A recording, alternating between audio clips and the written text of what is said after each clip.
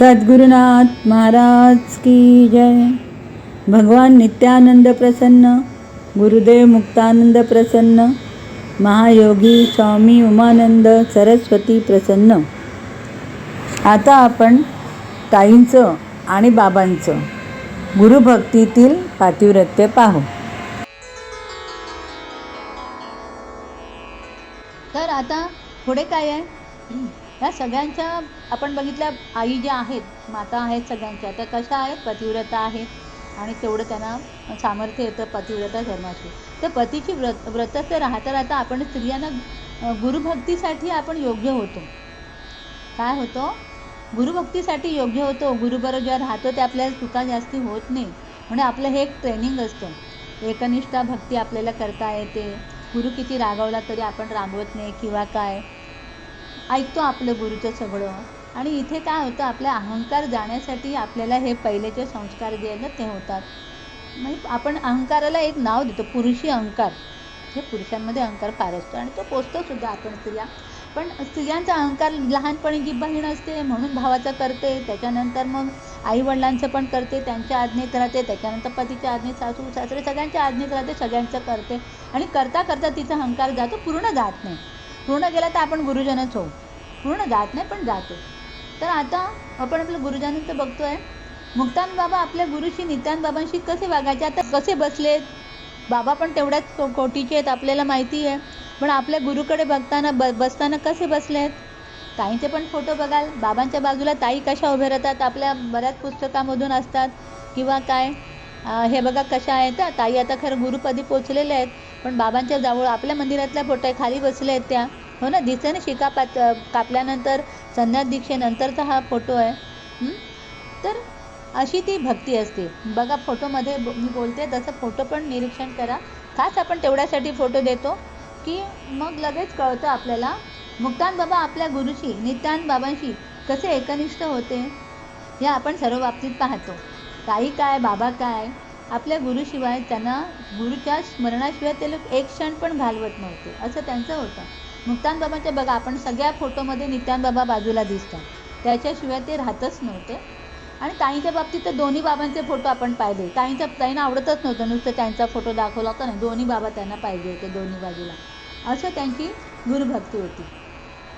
आणि त्याच्यावर आणि आपण हे पण बघतो की ताईंच्या लिखाणातून गुरु गुरु गुरु एवढं लिहिलं जायचं, बाबांचं लिहिताना वगैरे गुरु गुरु एवढं लिहिलं जायचं की गंमत म्हणून सगळे सांगतात की त्या प्रेसमधले ना गु आणि रू नावाचे जे काय खिळे असतात ना प्रेसवाल्यांचे, ते संपले, त्यांना चौपट आणून ठेवायला लागले, इतकं त्या लिखाणामध्ये गुरु गुरु गुरु असं, एवढं आपल्या ताईंचं गुरुवरचं प्रेम होतं। ताईंचं बाबांवर प्रेम कसं होतं, लिखाणातून बघतो आपण, सगळ्यातूनच बघतो, पण विरह पण त्यांना तेवढाच असतो गुरुजनांना, आपल्या गुरुचा। तर ताईंना पण बाबांचा एवढा विरह व्हायचा, एवढा विरह व्हायचा, तर अश्रुपात भरपूर व्हायचा आणि ताईंच्या उशा ओल्या व्हायच्या। मग ती एक उशी ओली झाली की सकाळी जी आवरायला ताईंच्या रूममध्ये जायची, ती उशी ओली आहे ती बाजूला ठेवायची आणि दुसरी ठेवायची। ताईंच्या बेडवर 4-5 उशा आहेत। मी त्या मुलींना ज्या सेवेला जातात, ज्या नवीन मुली, त्यांना सांगते, ह्या उशा शोसाठी ठेवलेल्या नाही, त्यावेळेला असं असं व्हायचं, म्हणून मग ती ओली उशी मागे ठेवायची, मग दुसरी सुकी ठेवायची, आणि शिवाय आतमध्ये AC, त्यामुळे त्या उशा वाळायला पण वेळ लागायचा, पंखा भले असला तरी उशा वाळायला वेळ लागायचा। तर इतका अश्रुपात ताईंचा व्हायचा। मग त्या विरहाबद्दल, अश्रुपाताबद्दल हे शब्द काय आम्हाला तेव्हा येत नव्हते, तर तेव्हा ताईंना बोललो होतो, बापरे, तुम्ही ताईंची बाबांच्या आठवणीने तुम्ही किती रडता ना ताई, हे आमचे शब्द, आम्हाला अक्कल तेवढीच होती, शब्द पण सामर्थ्य नव्हतं, केवढं रडताना। त्या ताई हसल्या, अर्थात तो अश्रुपात आहे, नंतर कळलं आम्हाला, असं नाही, रडता बिडता बोलत नाही तसं, नंतर पण ठीक आहे। तेव्हा ताईने काय सांगितलं की ह्या ताईंच्या विरहाबद्दल बोलताना ताई म्हणे, ताईंना मोठं कोणतं तरी उदाहरण द्यायचं, त्याच्यात त्या अमुकाचं बघा असं। तर ताई म्हणायला म्हणे, गौरांग प्रभू यांना त्यांच्या गुरुच्या आठवणीत इतका अश्रुपात व्हायचा, विरहामध्ये एवढा अश्रुपात व्हायचा की त्यांच्या डोळ्यातून ज्या धारा व्हायच्या अश्रूच्या, त्या जमिनीपर्यंत अखंड धार व्हायची। हे ताई नेहमी, त्यांना त्यांचं काय कौतुक केलं तर पुढचं मोठं सांगायच्या, कारण मागे पण मी तुम्हाला सांगितलं असेल की कृष्ण यायचा आणि लोणी खायचा वगैरे, तेव्हा मी सांगितलं ना, तेव्हा पण ताईने मोठा अनुभव सांगितला की अमुकाला इतका अनुभव येत होता, असं, म्हणजे तुम्ही फार हे नका करू असं। तर मुक्तान बाबा आपल्या मोठ्या बाबांच्या समोरच्या कोपऱ्यात तासनतास आपल्या गुरुचं स्मरण करत उभे राहायचे कोपऱ्यात. सगळ्यांच्या मध्ये बाबा म्हणायचे, मी तर गरीब होतो, ते सगळे बरेच होते, ते श्रीमंत होते, मी एक संन्यासी, माझ्याकडे काहीच नाही. खरंच संन्यासाकडे काहीच नव्हतं. बाबांकडे का आपण म्हणतो ना, माती खाऊन त्यांनी गुजराण केली वगैरे वगैरे.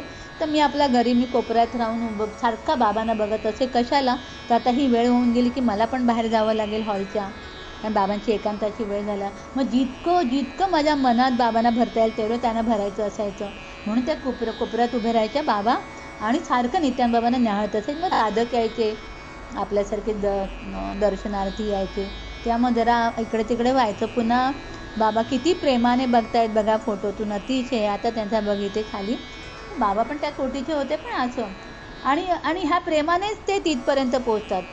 प्रेमच असं औषध आहे ना गुरुच्या, आणि आपल्यामध्ये अहंकाराचा पडदा येऊ शकत नाही, देऊ शकत नाही असं. तर प्रेमच गुरुवर निस्सीम प्रेम पाहिजे, आपल्या भक्ती आणि प्रेम. तर ह्या असं बाबांचं प्रेम असायचं. आणि मग बाहेर गेल्यावर मग त्यानं बाबा भेटत नव्हते वगैरे असं आहे. आणि त्याच्यावर सांगायचं मला की ताई पण गणेशपुरीला जायच्या ना, ताईंच्या गणेशपुरीला बाबांबरोबरचे फोटो जेव्हा तुम्हाला दिसतील मासिकाच्या वगैरे, ते आपल्या पुस्तकाच्या पाठच्या पेजवर वगैरे पण आहे. ताईंचा हेरबी करारी चेहरा तिथे बाबांजवळ असताना एकदम असं नॉर्मल आणि असं इतकं प्रेमळ वगैरे असं असतं. आपल्या मंदिरात पण फोटो आहेत, ताई बाबा एकत्र असताना बघा कसा असतो, अगदी छोटं बाळ झाल्यासारखं ताई असतात वगैरे. असे गुरुजन आपले असतात, त्यांच्याकडे बघून आपण आपली काय करायची, भक्ती कशी करावी ते आपल्याला शिकायचं. आणि त्याच्यासाठीच आपण गुरुचरित्र आणि बाबांच्या आठवणी घेऊन बसले, ताई बाबांच्या. तर आता एकाने बाबांना विचारलं होतं की बाबांचे तर इतके भक्त होते, कारण भक्त कसे दिसतात, जे पुढे पुढे जातात ना आमच्यासारखे, मध्ये मध्ये पुढे पुढे, ते वाटतात लोकांना अरे हेच खरे भक्त आहेत बरं का, आणि जो खरा असतो तो लांब असतो असं. तर एवढे भक्त होते, मग आध्यात्मिक ऐश्वर किंवा हे तुम्हालाच कसं मिळालं, असं एकाने बाबांना प्रश्न केला होता. तर बाबा हसले होते तेव्हा. बाबा म्हणाले, ते मुक्तानंद वागेश्वरीमध्ये छान वर्णन केलेलं आहे त्यातलं, की मुक्तान बाबा म्हणतात, माझ्या बाबांना भेटायला दर्शनाला खूप लोक यायचे. तर यायचे ते सगळे लौकिक गोष्टी मागायचे. का? तो कोणाला पती नाही म्हणून तो हे होता, काय होता, भिकारी होता. कोणाला धन नाही म्हणून भिकारी होता. कोणाला आरोग्य नाही म्हणून होतं. तो कोणाला मुलं नाही म्हणून, म्हणजे प्रत्येकजण कशा नाही कशाच्या गोष्टी, कोणाला मुलाची तरक्की नाही म्हणून होतं, कोणाचा बिझनेस लॉस गेला म्हणून, म्हणजे कुठच्या गोष्टीने प्रत्येकजण कसा होतो, भिकारी होता. माझं तसं नव्हतं. मला लौकिक गोष्टी काही नको होत्या, मला बाबाच हवे होते. बाबांचं जे सामर्थ्य ते मला हवं होतं. म्हणून मी फक्त लौकिक गोष्टी ह्या लोकांसारख्या मागितल्या, आणि मी बाबांनाच मागितलं. मला पूर्ण बाबाच हवे होते, कारण बाबांचं योग सामर्थ्य जे होतं ते माझ्याकडे नव्हतं. मग त्या दृष्टीने मी पण भिकारी होतो. मग मी काय मागायला गेलो, तर तुमचं योग सामर्थ्य, मी अखंड योग सामर्थ्य म्हणजे मी बाबांना मागितलं. अशा ह्या लोकांच्या भक्तीचे आपण निरनिराळे काय करतो, किस्से बघतो. आणि इथे आपला 5वा अध्याय 3 भागात पुरा झाला.